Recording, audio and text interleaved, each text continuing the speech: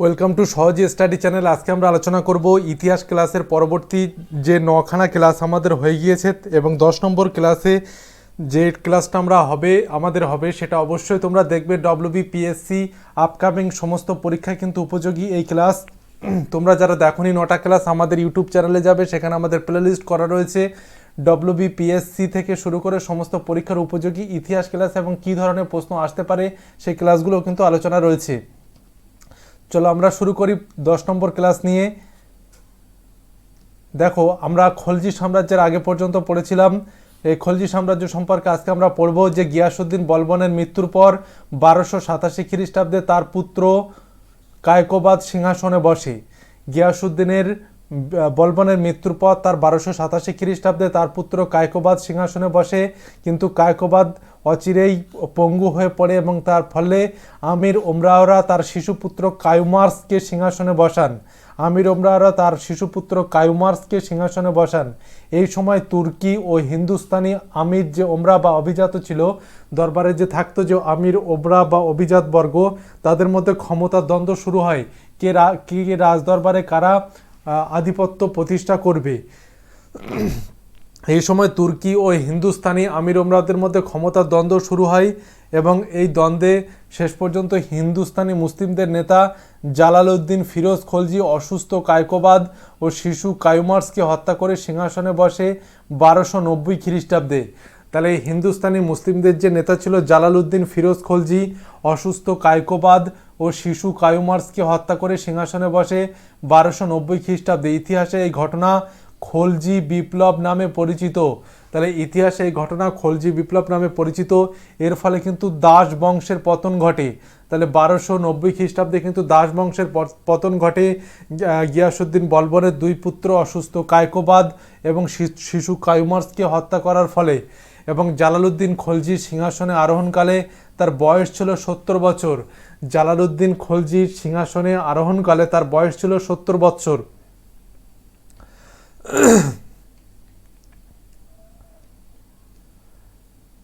এবং তার রাজত্বকালে উল্লেখযোগ্য ঘটনা হলো মালিক চাজু ও সিদি মৌলার বিদ্রোহ। মালিক চাজু এবং সিদি মৌলার বিদ্রোহ, এই দুটি বিদ্রোহ তিনি দমন করেন এবং এছাড়া মঙ্গল আক্রমণ তিনি প্রতিহত করেছিলেন। এবং 1296 খ্রিস্টাব্দে তার ভ্রাতৃপুত্র জামাতা আলাউদ্দিন খলজি তাকে হত্যা করে দিল্লির সিংহাসনে বসে। এবং এই আরেকটা জিনিস আমি বলে নিই যে জালালউদ্দিন খলজি ছিলেন রক্তপাতের মধ্যেও তিনি সিংহাসনে বসেছিলেন, কিন্তু তিনি শান্তিপ্রিয়, কোমল প্রাণ, ক্ষমাশীল, ধর্মপ্রিয়, উদার, ন্যায়পরায়ণ ব্যক্তি ছিলেন এই জালালউদ্দিন খলজি। তার উল্লেখযোগ্য ঘটনা হচ্ছে সিদি মৌলার বিদ্রোহ, মালিক চাজু ও সিদি মৌলার বিদ্রোহ। এবং এছাড়া তিনি মঙ্গল আক্রমণ প্রতিহত করেন এবং অনেক চেঙ্গিস খার পুত্র বা মঙ্গল আক্রমণের যে নেতা ছিল তার হাত ধরে অনেক মঙ্গল নায়ক বা মঙ্গল লোক ইসলাম ধর্ম গ্রহণ করে এবং তাদের নবমুসলিম বলে, যেটা আলাউদ্দিন খলজি, যেটা জালালউদ্দিন ফিরোজ খলজি দিল্লিতে জায়গা দিয়েছিলেন তাদের বসবাস করার জন্য। এবং 1296 খ্রিস্টাব্দে তার ভ্রাতৃপুত্র জামাতা আলাউদ্দিন খলজি তাকে হত্যা করে দিল্লির সিংহাসনে বসে। আমাদের ইউটিউবে যে ক্লাসের চ্যাপ্টার ওয়াইজ ম্যাথ ক্লাস শুরু হয়েছে, একদম 0 থেকে অ্যাডভান্স লেভেল পর্যন্ত। যারা অঙ্কে খুবই দুর্বল রয়েছে তারা অবশ্যই এই চ্যানেলের এই চ্যাপ্টার ওয়াইজ ম্যাথ ক্লাসের যে আমাদের পেইড ব্যাচ রয়েছে সেটা অবশ্যই পারচেস করবে। একদম 0 থেকে একদম অ্যাডভান্স লেভেল পর্যন্ত কিন্তু করানো হয়। অবশ্যই তোমরা নিচে দেওয়া নাম্বারে অবশ্যই যোগাযোগ করে নেবে। তারপরে দেখো, দিল্লি সুলতানদের মধ্যে আলাউদ্দিন খলজি ছিলেন ঘোরতর সাম্রাজ্যবাদী শাসক, অর্থাৎ তিনি দিল্লি সুলতানদের মধ্যে খলজি ছিলেন, আলাউদ্দিন খলজি ঘোরতর সাম্রাজ্যবাদী। তিনি ভারতে মুসলিম সাম্রাজ্যবাদের প্রকৃত প্রতিষ্ঠাতা ছিলেন। তিনি যে ভারতে মুসলিম সাম্রাজ্যবাদ, অর্থাৎ একটা রাজ্য জয় করে অন্য রাজ্য জয় করার যে মানসিকতা, আলাউদ্দিন খলজি বিশ্ব বিজেতা হওয়ার স্বপ্ন দেখতেন। তার মুদ্রা থেকে জানা যায় যে তিনি সিকন্দার ই শানি বা দ্বিতীয় আলেকজান্ডার উপাধি ধারণ করেছিলেন। তার মুদ্রা থেকে জানা যায় যে তিনি সিকন্দার ই শানি বা দ্বিতীয় আলেকজান্ডার উপাধি ধারণ করেছিলেন। 1297 খ্রিস্টাব্দে তিনি গুজরাটের বিরুদ্ধে প্রথম অভিযান পাঠান। 1297 খ্রিস্টাব্দে 1297 খ্রিস্টাব্দে তিনি গুজরাটের বিরুদ্ধে কিন্তু প্রথম অভিযান পাঠান। এ সময় মালিক কাফুর নামে এক দাসকে বন্দি করে দিল্লিতে আনা হয়। এই মালিক কাফুর পরবর্তীকালে আলাউদ্দিনের প্রধানমন্ত্রী ও সেনাপতি পদে উন্নীত হন।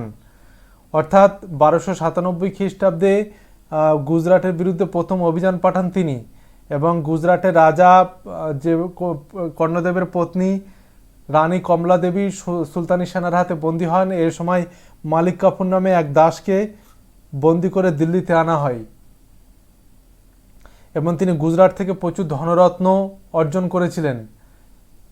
এরপর তিনি রাজপুতনা রণথম্বর জয় করেছিলেন। দিল্লি সুলতানের মধ্যে তিনি প্রথম দাক্ষিণাত্যে অভিযান পাঠিয়েছিলেন তিনি। তার এই দাক্ষিণাত্য অভিযানে নেতৃত্ব দিয়েছিলেন মালিক কাফুর। তার এই দাক্ষিণাত্য অভিযানে নেতৃত্ব কে দিয়েছিলেন? মালিক কাফুর নেতৃত্ব দিয়েছিলেন। তাহলে 1297 খ্রিস্টাব্দে গুজরাটের বিরুদ্ধে কিন্তু তিনি প্রথম অভিযান পাঠান।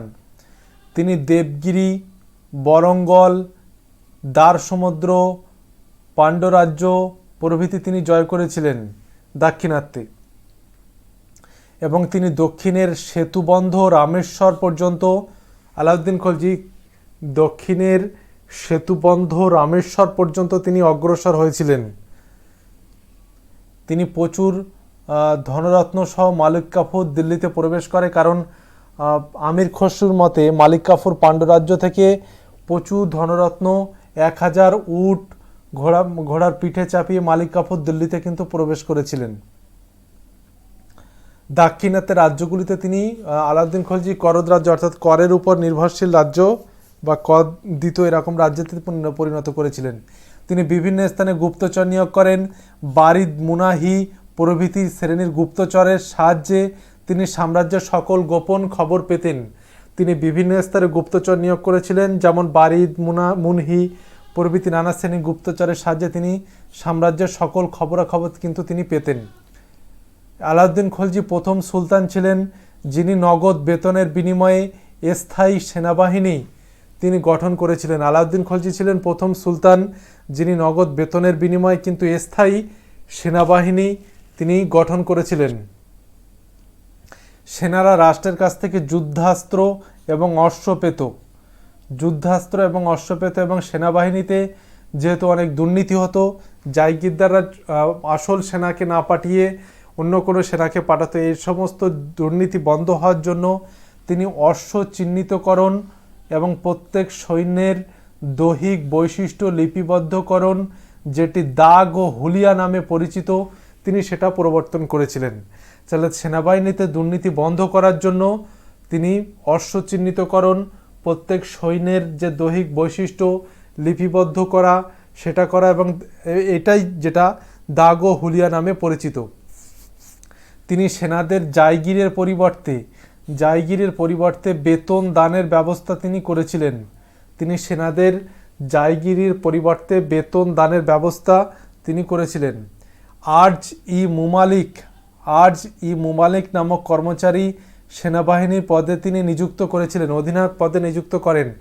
আর্জ ই মুমালিক নামক কর্মচারী সেনাবাহিনীর অধিনায়ক পদে তিনি নিযুক্ত করেন। তিনি দিল্লির মুসলিম শাসকদের মধ্যে সর্বপ্রথম জমি জরিপ করার রীতি তিনি প্রবর্তন করেছিলেন। তাহলে দিল্লির মুসলিম শাসকদের মধ্যে সর্বপ্রথম জমি জরিপ করার রীতি তিনি প্রবর্তন করেছিলেন আলাউদ্দিন খলজি। এটা খুবই মনে রাখবে যে ইম্পর্টেন্ট, যে আরজি মুমালিক নামক কর্মচারী সেনাবাহিনীর অধিনায়ক পদে নিযুক্ত করেন। তিনি হিন্দুদের ওপর জিজিয়া কর ও মুসলিমদের ওপর খামস ও জাকাত নামে কর তিনি চালু করেছিলেন, এবং রেশনিং ব্যবস্থা প্রবর্তন করেন আলাউদ্দিন খলজি। খুবই গুরুত্বপূর্ণ যে রেশনিং ব্যবস্থা প্রবর্তন করেন। এবং শাহান ই মান্ডি নামক কর্মচারী বাজারের তত্ত্বাবধায়ক ছিলেন। তাহলে কে ছিলেন? শাহান ই মান্ডি নামক কর্মচারী। এছাড়াও তিনি দেওয়ান ই রিয়াসত নামক কর্মচারীও নিযুক্ত করেছিলেন। ঐতিহাসিক লেনপুল বলেছিলেন আলাউদ্দিন খলজিকে, তিনি বলেছিলেন যে দুঃসাহসী রাজনৈতিক অর্থনীতিক, দুঃসাহসী রাজনৈতিক অর্থনীতিক বলেছেন আলাউদ্দিন খলজি। আলাউদ্দিন খলজিকে বলেছেন ঐতিহাসিক লেনপুল। তাহলে ঐতিহাসিক লেনপুল আলাউদ্দিন খলজিকে দুঃসাহসী রাজনৈতিক অর্থনীতিক বলেছেন। ঐতিহাসিক বর্ণী কবি আমির খসরু সাধক নিজামুদ্দিন আউলিয়া তার পৃষ্ঠপোষকতা অর্জন করেন।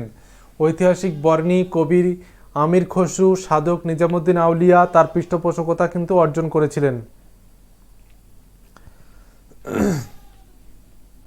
তিনি দিল্লির নিকট সিরি নামক যে শহর রয়েছে সেটি তিনি নির্মাণ করেন। দিল্লির বিখ্যাত আলাই দরওয়াজা তার অন্যতম কীর্তি ছিল, তিনি আলাই দরওয়াজা নির্মাণ করেছিলেন। তাহলে এক জায়গায় দেখো যে দিল্লির সুলতান দিল্লির নিকট সিরি নামক যে শহর সেটি নির্মাণ করেছিলেন, আলাই দরওয়াজা তিনি নির্মাণ করেছিলেন। অর্থনৈতিক ব্যবস্থার ক্ষেত্রে তিনি কিন্তু প্রচুর দুঃসাহসী বিভিন্ন পদক্ষেপ তিনি নিয়েছিলেন। জিজিয়া কর, খামস, জাকাত প্রভৃতির মাধ্যমে তিনি প্রজাদের কাছ থেকে বিভিন্নভাবে রাজস্ব আদায় করতেন। একটা জিনিস বলতে যেটা আমি ভুলে গিয়েছি সেটা হচ্ছে আলাউদ্দিন খলজি বাজার দর নিয়ন্ত্রণ করতেন এবং তিনি দাম বেঁধে দিতেন। কেউ যদি বেশি দামে বিক্রি করে তার কিন্তু কঠোর শাস্তি দিতেন। এবং খাদ্যদ্রব্য থেকে বস্ত্র শুরু করে সমস্ত কিছু নিয়ন্ত্রণের আওতায় তিনি এনেছিলেন। তারপর দেখো শুরু হচ্ছে তুগলক বংশ। আলাউদ্দিন খলজির মৃত্যুর পর পাঞ্জাবের দিপালপুরের শাসনকর্তা গাজী মালিক গিয়াসুদ্দিন তুগলক নাম ধারণ করে সিংহাসনে বসে 1320 খ্রিস্টাব্দে। তাহলে আলাউদ্দিন খলজির মৃত্যুর পর পাঞ্জাবের দিপালপুরের শাসনকর্তা গাজী মালিক গিয়াসুদ্দিন তুগলক নাম ধারণ করে 1320 খ্রিস্টাব্দে কিন্তু সিংহাসনে বসেন। 1325 খ্রিস্টাব্দে দিল্লিতে এক দুর্ঘটনায় তার মৃত্যু হয়। তাহলে দিল্লিতে এক দুর্ঘটনা তার মৃত্যু হয় 1325 খ্রিস্টাব্দে। গিয়াসুদ্দিন তুগলকের মৃত্যুর পর তার পুত্র জুনা খা মোহাম্মদ বিন তুগলক নাম ধারণ করে দিল্লির সিংহাসনে বসে 1325 খ্রিস্টাব্দে। তাহলে গিয়াসুদ্দিন তুগলকের মৃত্যুর পর তার পুত্র জুনা খা মোহাম্মদ বিন তুগলক নাম ধারণ করে দিল্লির সিংহাসনে বসে 1325 খ্রিস্টাব্দে। 1325 খ্রিস্টাব্দে দিল্লিতে যে জুনা খার পিতা মোহাম্মদ গিয়াসুদ্দিন তুগলক মারা যান এবং গিয়াসুদ্দিন তুগলক নাম ধারণ করে গিয়াসুদ্দিন তুগলকের মৃত্যুর পর তার পুত্র জুনা খা মোহাম্মদ বিন তুগলক নাম ধারণ করে দিল্লির সিংহাসনে বসে 1325 খ্রিস্টাব্দে এবং সাম্রাজ্যের আয় বৃদ্ধির উদ্দেশ্যে তিনি গঙ্গা ও যমুনা অঞ্চলে রাজস্বের হার বহুগুণ বৃদ্ধি করেন এবং শেষে তা প্রত্যাহার করেন। এই যে পয়েন্টগুলো আমি দেখাচ্ছি বা এই যে পয়েন্টগুলো আমি আলোচনা করছি এগুলো একটু মনোযোগ সহকারে দেখবে। এখানে কিন্তু অনেক ইনফরমেশন রয়েছে যেগুলো পরীক্ষায় আসে। যে সাম্রাজ্যের আয় বৃদ্ধির উদ্দেশ্যে তিনি গঙ্গা ও যমুনা অঞ্চলের রাজস্বের হার বহুগুণ বৃদ্ধি করেন এবং শেষে তিনি তা প্রত্যাহার করেছিলেন।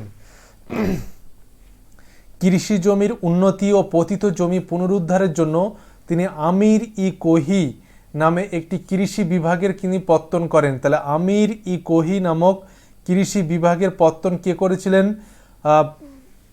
গিয়াসুদ্দিন তুগলক বা মোহাম্মদ বিন তুগলক।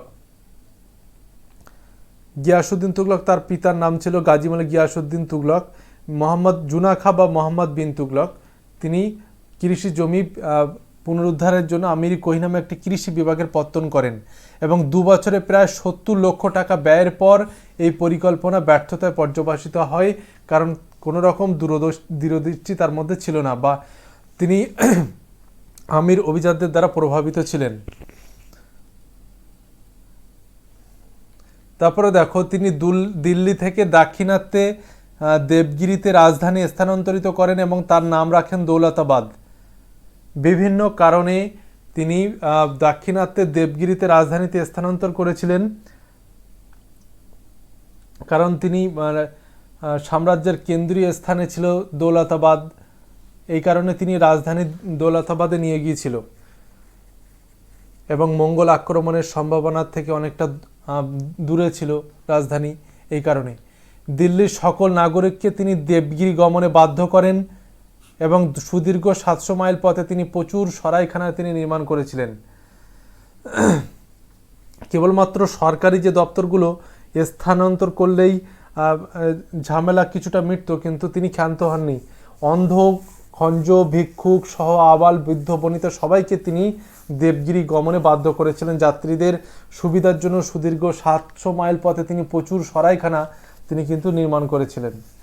কিছুদিন পর তিনি আবার কি করেন, রাজধানী দিল্লিতে স্থানান্তর করেন এবং জনসাধারণকে আবার দিল্লি প্রত্যাবর্তনে বাধ্য হয়। তাহলে রাজধানী স্থানান্তর করাটা হয়তো যুক্তিসঙ্গত ছিল, কিন্তু দিল্লি প্রত্যাবর্তন করাটা এটা কোনো রকমই যুক্তিসঙ্গত ছিল না। কিন্তু দিল্লির আদিবাসীদের একদম দৌলতাবাদে নিয়ে যাওয়া এটাও যুক্তিসঙ্গত ছিল না।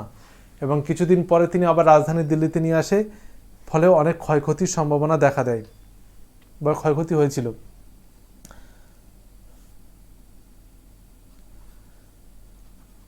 তার সময় মঙ্গল নেতা তারমাসিরিন ভারত আক্রমণ করে, সুলতান কোনো উপযুক্ত ব্যবস্থায় গ্রহণ করেনি। তাহলে তার সময় মঙ্গল নেতা তারমাসিরিন ভারত আক্রমণ করে এবং সুলতান কোনো কিন্তু ব্যবস্থা গ্রহণ করেনি। মঙ্গলদের বিরুদ্ধে কোনো রকম উপযুক্ত ব্যবস্থা, প্রতিরোধ ব্যবস্থা তিনি না গড়ে তোলে প্রচুর অর্থের বিনিময়ে তিনি তাদের প্রত্যাবর্তন করেন। এর ফলে কিন্তু অনেক রাজকোষে ঘাটতি দেখা দেয়। তিনি পারস্যের অনুকরণে এক ধরনের প্রতীকী মুদ্রা প্রবর্তন করেন এবং শেষে এই মুদ্রা প্রত্যাহার করে নেন এবং তার পরিবর্তে রৌপ্য মুদ্রা প্রদানে বাধ্য হন। তিনি ব্রোঞ্জ মুদ্রার প্রতীকী মুদ্রা প্রবর্তন করেছিলেন, কিন্তু সেখানে কোনো সরকারি সিল বা এই ধরনের কোনো উপযুক্ত কড়া ব্যবস্থা নেননি। এই কারণে সেই মুদ্রা জাল হতে শুরু করে, নকল হতে শুরু করে এবং তার ফলে বিভিন্ন ব্যবসা বাণিজ্যে ক্ষতি হয়। এই কারণে তিনি সকল ব্রোঞ্জ মুদ্রা প্রত্যাহার করে নিয়ে সেই জায়গায় তিনি রৌপ্য মুদ্রা প্রদানে বাধ্য হয় এবং শেষে আর্থিক ভিত্তি কিন্তু দুর্বল হয়ে পড়ে। তিনি খোরাসন ও ইরাক জয়ের উদ্দেশ্যে 3,70,000 সৈন্যের এক বাহিনী গঠন করেন এবং 1 বছর ধরে তিনি তাদের পোষণ করেন এবং শেষ পর্যন্ত এই পরিকল্পনাও কিন্তু তিনি বাদ দিয়ে দেন। অর্থাৎ 1 বছর ধরে 3,70,000 সৈন্যের এক বাহিনী গঠন করে তাদের লালন পালন করেছিলেন, কিন্তু এই পরিকল্পনা তিনি পরিত্যক্ত করেন। তার রাজত্বকালের শেষের দিকে বিদ্রোহ দমনের জন্য সুলতানকে রাজ্যের এক স্থান থেকে অন্য স্থানে ছুটে বেড়াতে হতো ঝড়ের মতো, কারণ প্রচুর পরিমাণে অর্থ ব্যয়, অদূরদর্শিতার কার্যকলাপ, এর ফলে দেবগিরি, লাহোর থেকে শুরু করে বাংলাদেশ, গুজরাট, মুলতান প্রভৃতি একের পর এক স্থানে বিদ্রোহ শুরু হয়। দিল্লি সুলতানের বিরুদ্ধে বিদ্রোহ শুরু হয় এবং সুলতানকে ঝড়ের গতিতে রাজ্যের এক স্থান থেকে অন্য স্থানে ছুটে বেড়াতে হতো, কিন্তু তাতে লাভ হয়নি। এই দাক্ষিণাত্যের সুলতানি শাসনের দাক্ষিণাত্যের যে সুলতানি শাসন ছিল তা ধ্বংসস্তূপের ওপর বিজয়নগর ও বাহমনি রাজ্যের উত্থান ঘটে 1336 ও 1347 খ্রিস্টাব্দে। দাক্ষিণাত্যের যে সুলতানি শাসন ছিল তার ধ্বংসস্তূপের ওপর বিজয়নগর ও বাহমনি রাজ্যের উত্থান 1336 থেকে 1347 খ্রিস্টাব্দে ঘটে এবং মোহাম্মদ বিন তুগলকের মৃত্যুর পর তার খুল্লতাত পুত্র ফিরোজ শাহ 46 বছর বয়সে সিংহাসনে বসে। মোহাম্মদ বিন তুগলকের মৃত্যুর পর তিনি সেনাবাহিনী থেকে দাগ ও হুলিয়া প্রথা তুলে দেন। তাহলে দাগ ও হুলিয়া প্রথা প্রবর্তন কে করেছিলেন আর কে তুলে দেন, এই জিনিসটা কিন্তু মনে রাখবে।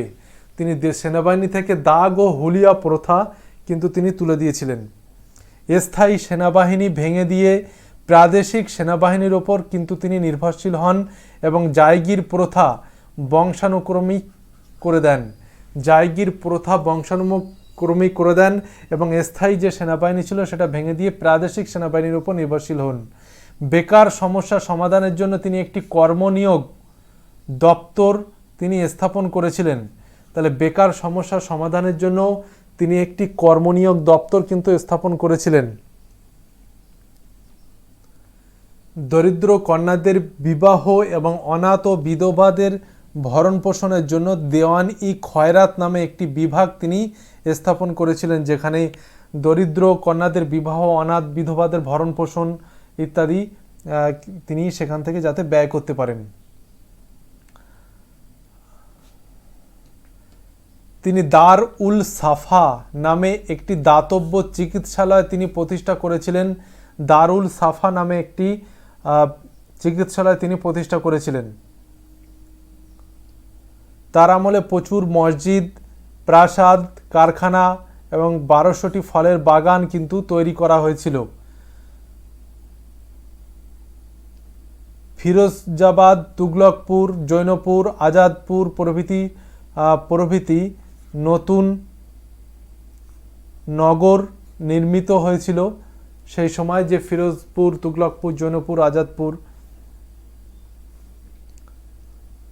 ঐতিহাসিক হেনরি ইলিয়ট ও এলফিনস্টোন তাকে সুলতানি যুগের আকবর বলে অভিহিত করেছেন, কারণ তার লক্ষ্য ছিল, ফিরোজ শাহ তুগলকের লক্ষ্য ছিল যে প্রজা কল্যাণ করা, এবং তিনি গুরুত্বপূর্ণ কাজ বলে মনে করতেন, এবং এই কারণে বেকার সমস্যা সমাধান, দারুল সাফা, দেওয়ানি খয়রাত, বিভিন্ন শিক্ষা বিভাগ স্থাপন, এগুলো কিন্তু তিনি করেছিলেন।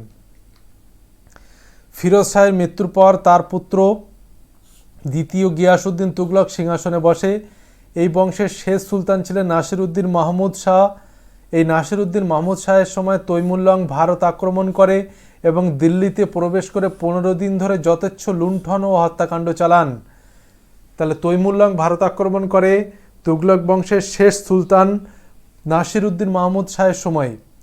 ভারত ত্যাগের পূর্বে তৈমুরলং খিজির খাঁকে মুলতান ও লাহোর দিপালপুরের শাসনকর্তা নিযুক্ত করে যান তৈমুরলং। এই তৈমুর আক্রমণের পর নাসিরউদ্দিন মাহমুদ শাহ গুজরাট থেকে দিল্লিতে ফিরে আসেন এবং সংকীর্ণ একটি রাজ্যাংশের ওপর রাজত্ব করতে থাকেন তিনি, কারণ তিনি তৈমুরলংয়ের আক্রমণের সময় তিনি গুজরাটে গিয়েছিলেন। তৈমুর নিযুক্ত মুলতানের যে শাসনকর্তা খিজির খাঁ প্রতিষ্ঠিত রাজবংশের নাম ছিল সৈয়দ বংশ। তিনি তৈমুরের প্রতিনিধি হিসাবে শাসনকার্য পরিচালনা করতেন। তাহলে তৈমুর যে নিযুক্ত করেছিলেন দিপালপুর, লাহোর, মুলতানের শাসনকর্তা হিসাবে খিজির খাঁকে, এই খিজির খাঁ প্রতিষ্ঠিত নাম হচ্ছে সৈয়দ বংশ, কিন্তু তিনি তৈমুরের প্রতিনিধি হিসাবে শাসনকার্য পরিচালনা করতেন। তার পুত্র মোবারক শাহ নিজেকে স্বাধীন সুলতান বলে ঘোষণা করেছিলেন। তার পুত্র মোবারক শাহ নিজেকে স্বাধীন সুলতান বলে ঘোষণা করেছিলেন।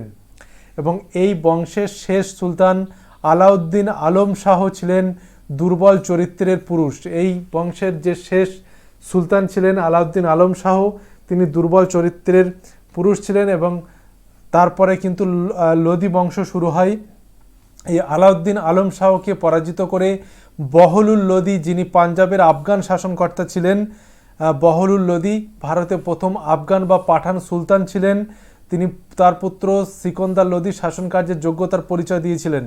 তাহলে আলাউদ্দিন আলম শাহকে সিংহাসনে বসে বহলুল লোদি, যিনি লোদি বংশের প্রতিষ্ঠাতা, দিল্লির সুলতানে লোদি বংশ প্রতিষ্ঠা করেছিলেন। বহলুল লোদি ভারতের প্রথম আফগান বা পাঠান সুলতান ছিলেন, এবং তার পুত্র সিকন্দার লোদি শাসনকার্যে কিন্তু যোগ্যতার পরিচয় দিয়েছিলেন। সিকন্দার লোদির পুত্র ছিলেন ইব্রাহিম লোদি। এনার শাসনকালে পাঞ্জাবের শাসনকর্তা দৌলত খাঁ লোদি ও ইব্রাহিম লোদির পিতব্য আলম খাঁ লোদি তার ব্যবহারে অসন্তুষ্ট হয়ে বাবরকে দিল্লি আক্রমণে আমন্ত্রণ জানান। এই জায়গাটায় ভালো করে লক্ষ্য করো, সিকন্দার লোদির পুত্র ছিল ইব্রাহিম লোদি, ঠিক?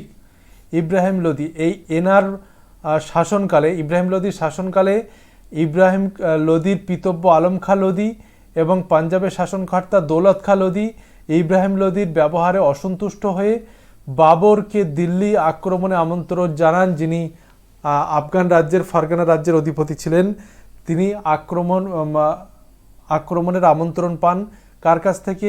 ইব্রাহিম লোদির পিতব্য আলম খাঁ লোদি এবং পাঞ্জাবের শাসনকর্তা দৌলত খাঁ লোদির কাছ থেকে। 1526 খ্রিস্টাব্দে পানিপথের প্রথম যুদ্ধে বাবর ইব্রাহিম লোদিকে পরাজিত ও নিহত করে ভারতে মোগল সাম্রাজ্যের ভিত্তি কিন্তু স্থাপন করে। তাহলে 1526 খ্রিস্টাব্দে পানিপথের প্রথম যুদ্ধে বাবর ইব্রাহিম লোদিকে পরাজিত নিহত করে ভারতে মোগল সাম্রাজ্যের ভিত্তিপ্রস্তর স্থাপন করে। এবারে দেখি আমরা প্রশ্নের দিকে, কোন সুলতান সিংহাসন আরোহণ করার আগে দাস ছিলেন না? উত্তর করো সবাই। আমাদের ইউটিউব চ্যানেলে যে পরীক্ষার প্রশ্নগুলো আসে এবং এসেছে সেই ধরনের প্রশ্ন নিয়েই কিন্তু আমরা ডেসক্রিপটিভ সহ প্রশ্নগুলো আলোচনা করছি। এতে তোমাদের লাভ হবে কি, পরপর যে ঘটনাগুলো আমি যে বলছি এই ডেসক্রিপটিভ পড়া থাকলে তোমাদের গল্পের আকারে কিন্তু কোনো ঘটনা কোন পরে ঘটেছিল সেটা কিন্তু আস্তে আস্তে ঢুকে যাবে মাথায় এবং ব্রেনে একটা স্থায়ী জায়গা তৈরি করে নেবে। এবং তারপরেই যদি আমরা এমসিকিউ প্র্যাকটিস করি তাহলে কিন্তু আমরা ইতিহাসের একটা বেস তৈরি হবে। হঠাৎ করে এমসিকিউ প্র্যাকটিস করলে তুমি হাজার হাজার প্র্যাকটিস করলেও কিন্তু তার ভেতরে একটা খুঁত থেকে যাবে, যেটা হচ্ছে যে আমি ঘটনা পরম্পরা জানি না। কিন্তু আমাদের এই ইউটিউব চ্যানেলে যেটা আমাদের মূল কাজ, যেটা হচ্ছে যে আমাদের ইতিহাসের একটা বেস তৈরি করা, যাতে পরবর্তীকালে যাতে আমাদের ইতিহাস প্রশ্ন নিয়ে আর কোনো সমস্যা না থাকে।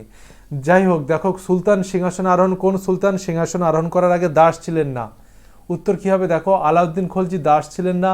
বাদবাকি কিন্তু সবই কুতুবুদ্দিন আইবক, যেমন মোহাম্মদ ঘুরির দাস ছিলেন, ইলতুৎমিশ ছিলেন কুতুবুদ্দিন আইবকের দাস, বলবন ছিলেন নাসিরুদ্দিন মাহমুদ শাহের দাস, তাই না? এইগুলো।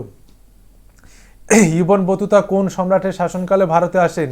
ইবন বতুতা কোন সম্রাটের শাসনকালে ভারতে আসেন? উত্তর করো সবাই। কি হবে? ইবন বতুতা কোন সম্রাটের শাসনকালে ভারতে আসেন? উত্তর কি হবে? মোহাম্মদ বিন তুগলক এর শাসনকালে ইবন বতুতা ভারতে আসেন। লোদি বংশের প্রতিষ্ঠাতা কে? এক্ষুনি ক্লাস হলো, সবাই নিশ্চয়ই পারবে এটা, যে লোদি বংশের প্রতিষ্ঠাতা কে? বহলুল লোদি, সিকন্দার লোদি, ইব্রাহিম লোদি না দৌলত খা লোদি? লোদি বংশের প্রতিষ্ঠাতা কে ছিলেন?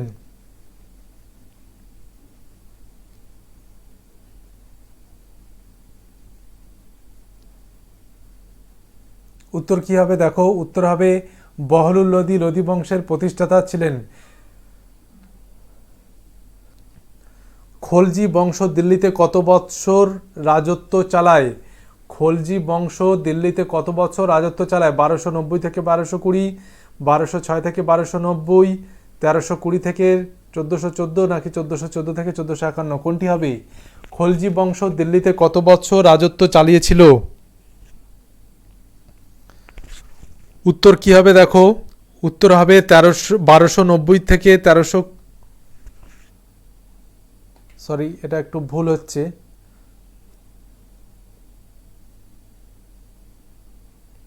ঠিকই রয়েছে, এটা হবে খলজি বংশ দিল্লিতে কত বছর রাজত্ব চালায়, কত বছর মানে 1290 থেকে 1320 খ্রিস্টাব্দে পর্যন্ত রাজত্ব কিন্তু চালিয়েছিল। 1290 খ্রিস্টাব্দে খলজি বংশ জালালউদ্দিন ফিরোজ খলজি থেকে শুরু করে একদম শেষ পর্যন্ত খলজি বংশের ফিরোজ শাহ তুগলকের শেষ পর্যন্ত একদম খলজি বংশ, যেখানে 1290 থেকে 1320 খ্রিস্টাব্দ পর্যন্ত রাজত্ব চলেছিল। নিম্নোক্তদের মধ্যে কে আলাই দরওয়াজা নির্মাণ করেছিলেন? আলাউদ্দিন খলজি, আকবর, মোহাম্মদ বিন তুগলক নাকি জাহাঙ্গীর? আলাই দরওয়াজা কে নির্মাণ করেছিলেন? নামটা শুনেই সবার নিশ্চয়ই মনে রয়েছে বা মনে পড়ছে। উত্তর কি হবে দেখো, উত্তর হবে আলাউদ্দিন খলজি আলাই দরওয়াজা নির্মাণ করেছিলেন। মালিক কাফুর কার সেনাপতি ছিলেন? মালিক কাফুর কার সেনাপতি ছিলেন? উত্তর কি হবে? উত্তর হবে দেখো আলাউদ্দিন খলজি। আলাউদ্দিন খলজির সেনাপতি ছিল মালিক কাফুর। তারপর দেখো দিল্লির সৈয়দ বংশের প্রথম শাসক কে ছিলেন? মোহাম্মদ শাহ, আলম শাহ, খিজির খা, মোবারক শাহ? দিল্লির সৈয়দ বংশের প্রথম শাসক কে ছিল? খিজির খা। খিজির খা ছিলেন দিল্লির সৈয়দ বংশের প্রথম শাসক। নিম্নের কে ভারতের তোতা পাখি নামে পরিচিত? একদম সহজ প্রশ্ন। আমির খসরু ভারতের তোতা পাখি নামে পরিচিত। নওরোজ উৎসবটি মুঘলরা কাদের কাছ থেকে নিয়েছিল? এটা পরের দিন আমরা আলোচনা করব। নওরোজ উৎসবটি পারসিদের কাছ থেকে নিয়েছিলেন। আলাউদ্দিন খিলজি কার বিরুদ্ধে প্রথম সামরিক অভিযান করেন? গুজরাট, রণথম্বর, দেবগিরি নাকি চিতোর? উত্তর কী হবে দেখো, উত্তর হবে রণথম্বর। রণথম্বরের বিরুদ্ধে প্রথম সামরিক অভিযান তিনি কিন্তু করেছিলেন। আগের দিনের একটা এইচডব্লিউ ছিল, তবাকিতি নাসিরি গ্রন্থটি রচয়িতা কি? যারা উত্তর করেছো তারা অবশ্যই দেখে নেবে। মিনহাজুস সিরাজ তবাকিতি নাসিরি গ্রন্থটি রচয়িতা। আজকের এইচডব্লিউ যেটা থাকবে সেটা হচ্ছে কার রাজত্বকালে তৈমুর ভারতে প্রবেশ করে? কার রাজত্বকালে তৈমুর ভারতে প্রবেশ করে? অবশ্যই উত্তর করবে, কমেন্ট বক্সে অবশ্যই জানাবে। এছাড়া আমাদের ইউটিউব চ্যানেলের যে সমস্ত টেলিগ্রাম চ্যানেলের গ্রুপের লিঙ্ক কিন্তু আমাদের ডেসক্রিপশন বক্সে দেওয়া রয়েছে, সেখানে অবশ্যই তোমরা জয়েন হয়ে যাবে। আমাদের ডব্লিউবি টেট থেকে শুরু করে RRB group C D, WB, PSC, কেপির জন্য আমাদের ইতিহাস ক্লাস কিন্তু খুবই গুরুত্বপূর্ণ এবং এটা চলছে, ডেসক্রিপটিভ চলবে। দেখা হচ্ছে আবার পরের ক্লাসে। সবাই অবশ্যই আমাদের যে এইচডব্লিউটা রয়েছে সেটা অবশ্যই উত্তর করবে এবং আমাদের চ্যানেলের পাশে থাকবে, সাবস্ক্রাইব করবে অবশ্যই। দেখা হচ্ছে পরের ক্লাসে।